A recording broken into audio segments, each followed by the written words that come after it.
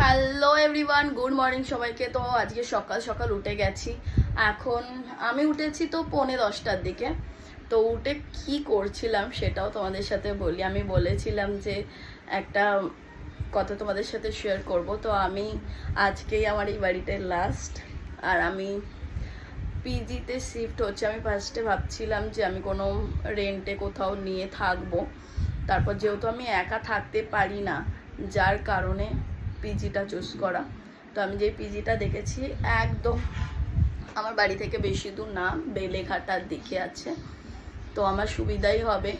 কিন্তু এবার ওখানে আমি কোনো দিন লাইফে একা থাকিনি। ফার্স্ট টাইম আমি একা থাকবো, ফ্যামিলির থেকে দূরে, সবার থেকে দূরে। মন ভীষণ খারাপ একদিকে, আর একদিকে এক্সাইটেডও।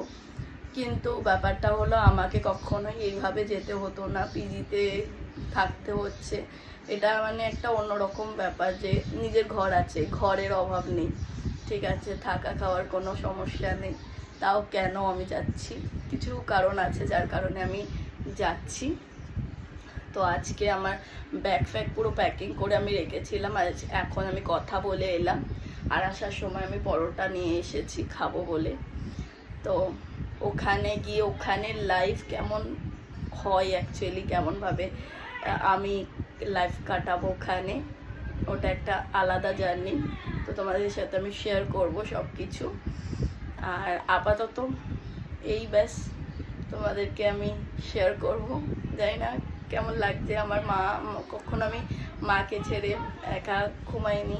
হ্যাঁ, হয়তো দিদি ফিদিরা এলো তখন আমি দিদিদের সাথে, একা কখনো আমি থাকিনি।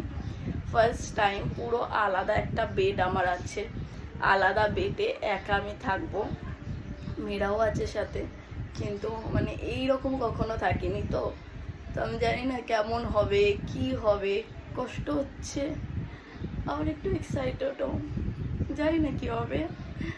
তো দেখি, চলতে হবে, সব পরিস্থিতি নিজেকেই ফেস করতে হবে, আর আমি ফেস করছি।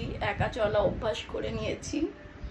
তো গিয়ে তোমাদের সাথে শেয়ার করব। আবার ওখানে একটা জিনিস আছে যে আমার আলাদা করা, আমার আলাদা হাড়ি, এইসব কিছু ব্যাপার আছে, আমি এক্ষুনি গিয়ে জেনে এলাম। তো এইগুলো আমাকে সব আলাদা করতে হবে।